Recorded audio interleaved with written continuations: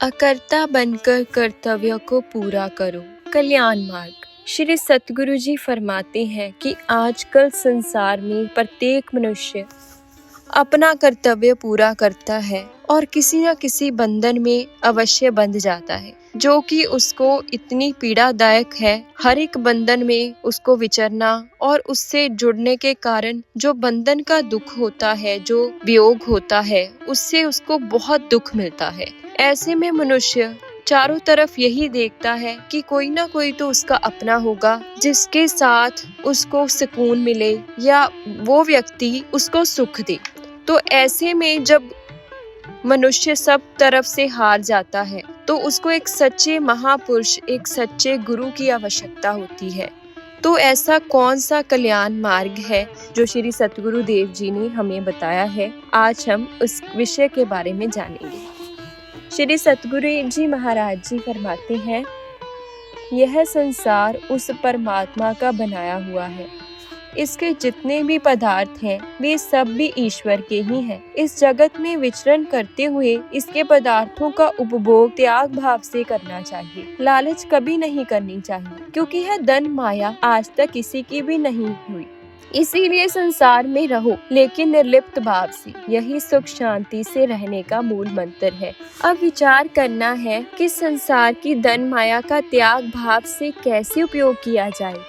तो इस बात पर श्री गुरु महाराज जी इसकी युक्ति बतलाते हैं कि वास्तव में जग के पदार्थों की आसक्ति ही बंधन का कारण है। भीष्म पितामह जी और युधिष्ठिर का जो प्रसंग है, उससे श्री सतगुरु महाराज जी ने बड़े ही अच्छे भाव से समझाया है कि जब महाभारत का युद्ध समाप्त होने पर भगवान श्री कृष्ण व अन्य पांडव भाइयों ने मिलकर युधिष्ठिर को कहा कि राजन, अब आप हस्तिनापुर का राज्य संभालिए। परंतु युद्ध की समाप्ति पर युधिष्ठिर अत्यंत शोकाकुल हो गए। उसे अपने बंधु बांधव जिनका वध किया था वे सब याद आने लगी। उसका मन बहुत ग्लानि से भर गया। रात दिन वह यही चिंता उसे खाने लगी कि मैंने बहुत बुरा किया, कि हे प्रभु, मैंने बहुत अपनों को खो लिया है। सभी ने उसे समझाया कि अब पृथ्वी का राज्य, पदार्थ और भोग आपके हैं। आप प्रसन्न होकर उनका उपभोग कीजिए। आप अपने राज्याभिषेक की अनुमति देने की कृपा करें।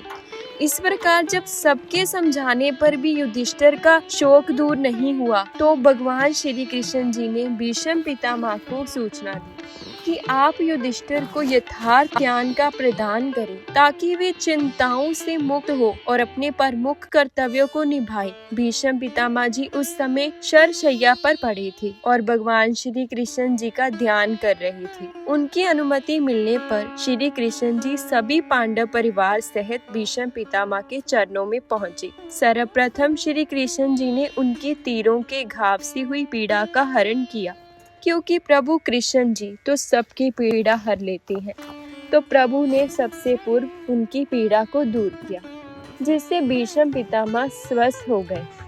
अब उन्होंने पूर्ण एकाग्र मन से आत्म चिंतन किया और आत्म स्वरूप में अवस्थित होकर यथार्थ तत्व के ज्ञान का बयाखान किया। कि उन्होंने कहा कि जैसे प्रभु ने आदेश दिया, तो भीष्म पितामह जी ने युधिष्ठिर को जो ज्ञान दिया वो श्री गुरु महाराज जी ने बड़े ही संक्षेप में हमें समझाया है। गुरु महाराज जी कहते हैं, हे राजन, आपने बचपन से ही समस्याओं व कष्टों का सामना किया है। जब आप छोटे थे, आपके पिता का स्वर्गवास हो गया था। उसके पश्चात दुर्योधन ने आपको अनेक कष्ट दिए, उन्हें भी आपको झेलना पड़ा। अब आपको यह जीवन लीला देखकर यह निश्चय कर लेना चाहिए कि भगवान की मौज के बिना पेड़ का एक पत्ता भी नहीं हिलता। अतीत में जो कुछ भी हुआ वह सब ईश्वर की इच्छा के अनुसार था। सम्मान और अपमान, जीत या हार और जो भी जन्म और मृत्यु है, सभी ईश्वर की अनुमति से ही होते हैं। जो व्यक्ति ईश्वर की इच्छा में संतुष्ट होता है वह एक ज्ञानी और बुद्धिमान व्यक्ति माना जाता है। वही संसार में खुशी या गमी में स्थिर रहता है। हे राजा युधिष्ठिर, जिस किसी ने भी ईश्वर की इच्छा को स्वीकार कर लिया उस पर वह दयालु रहते हैं।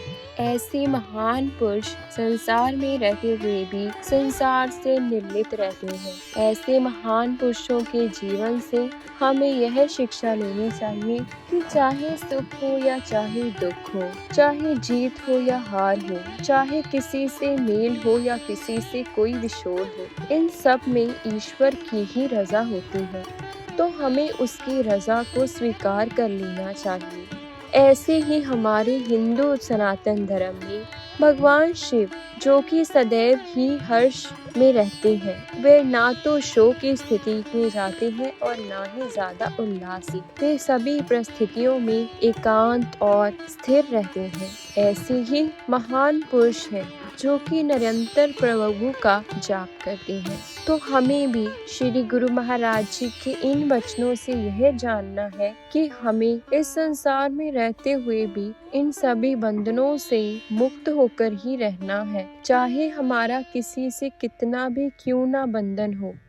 अंत में हमें केवल ईश्वर का ही साथ मिलेगा। तो हमें अपने आप को पूर्णतः रूप से उस ईश्वर को, श्री गुरु महाराज जी को समर्पित कर देना चाहिए। वही हमें सही रास्ता दिखाते हैं।